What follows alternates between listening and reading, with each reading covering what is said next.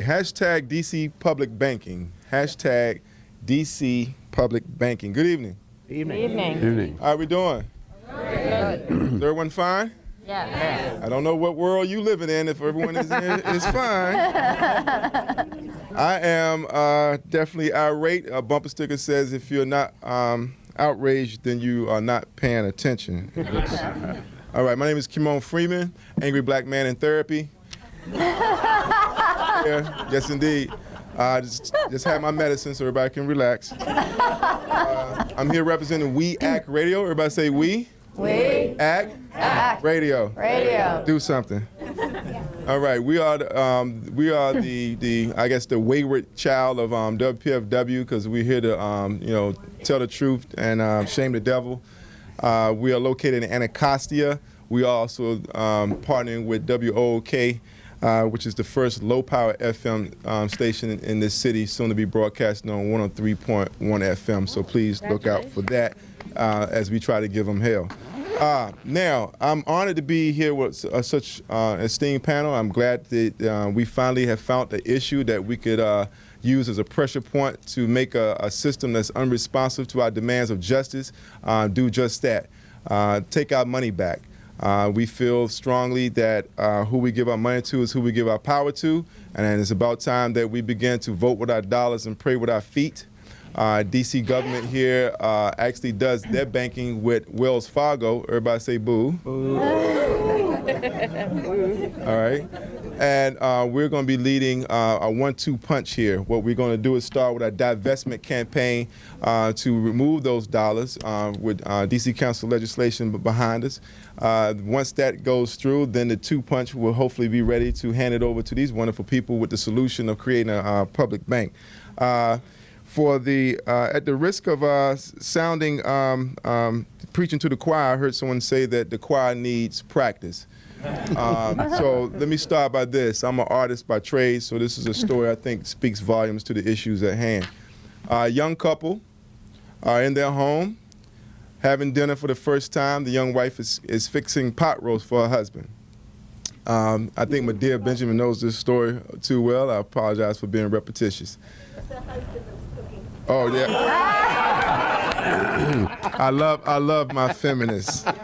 Yes.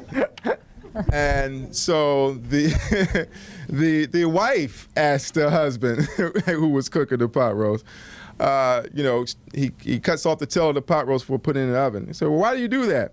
Well, that's how it's done, silly. What do you mean that's how it's done? What, make it cook faster, make it juicier? I mean, who taught you that? I don't know. My mother always did it that way. So they called their mom. Mom, why you cut the tail in the pot roast off? Mom said, I don't know. My mother always did it that way. So she called the grandmother. The grandmother said, Grandma, why you cut the tail in the pot roast off? And Grandma says, because I don't have a pot big enough for it to fit in, baby. That goes to say that for far too long that we have been doing the same thing over and over. We have not examined the root causes of our behavior. We have not analyze this system for what it is. We are doing it by sake of repetition, and it's always been done that way. And I submit that this is the generation, definitely the time, and perhaps the group of people to change that today. Can we give them a round of applause?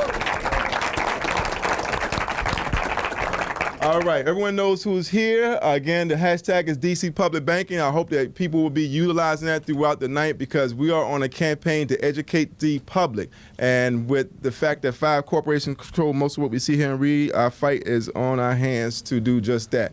Now, I want to bring up Steve Sosa. Say it correctly? Yes. All right, another ball wonder right here. And let's all do something.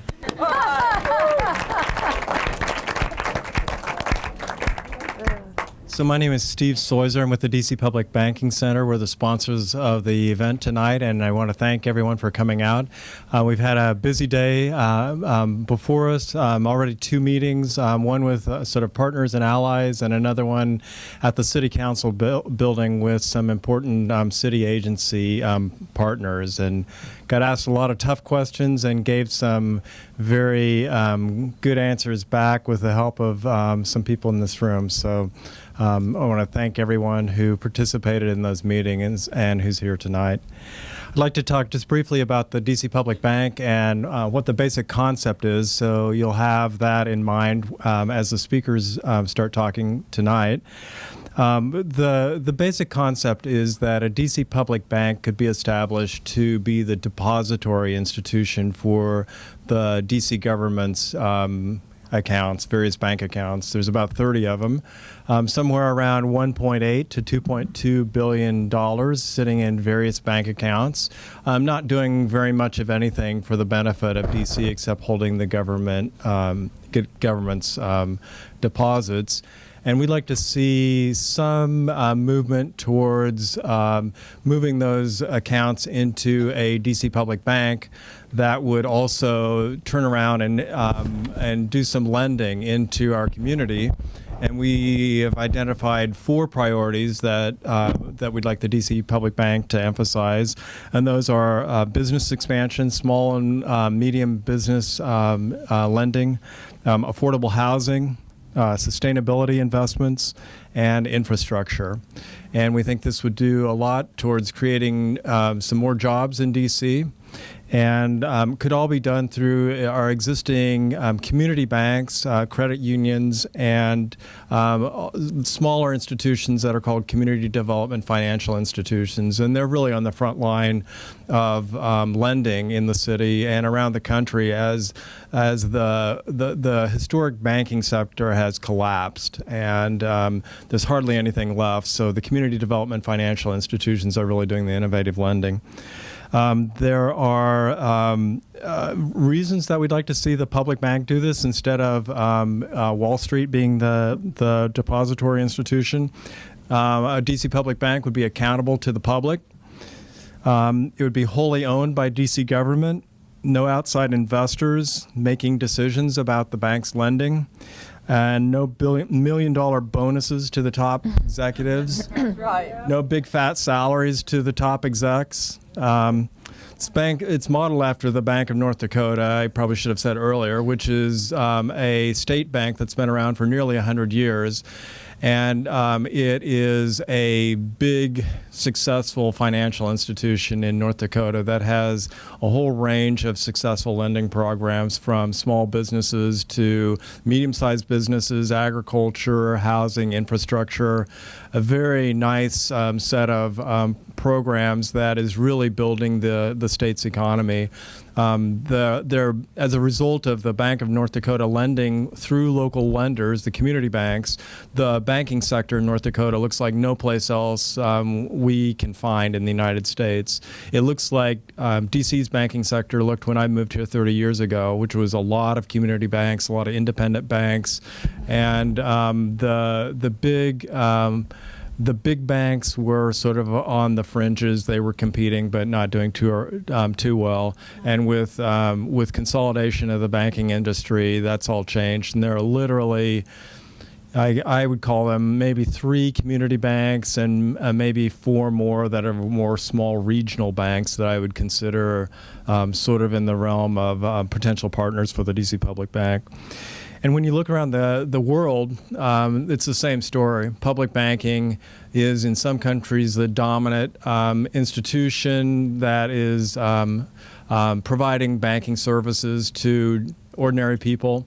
And we'll have one of our presenters is from Germany, and we'll be talking about the 2/3 of Germany's banking sector that's actually public in some sense of the word. So there's a lot to be learned from other countries around the world, and I think it's time for places around the United States to step up and take on the challenge of establishing public banks. So thank you again for coming.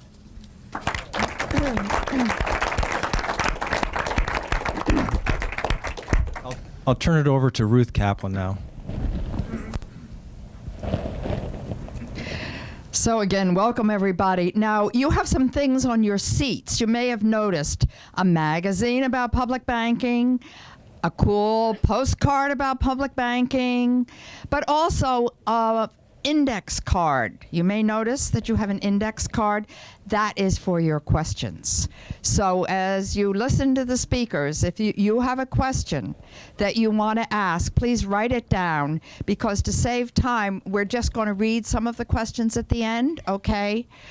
So be sure to write down your question. We'll have somebody coming up and collecting them. I see a few people looking for seats. There's a seat up there. There's a seat over there. I didn't get the magazine. I'll get it. Oh, I'll get them. I'll get them.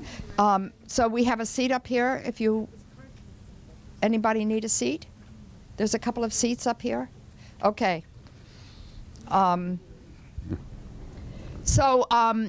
We have a wonderful panel here, and I'm going to let them speak for themselves. I'm not going to spend a lot of time talking about how wonderful they are, because you're going to hear it right from them. We're going to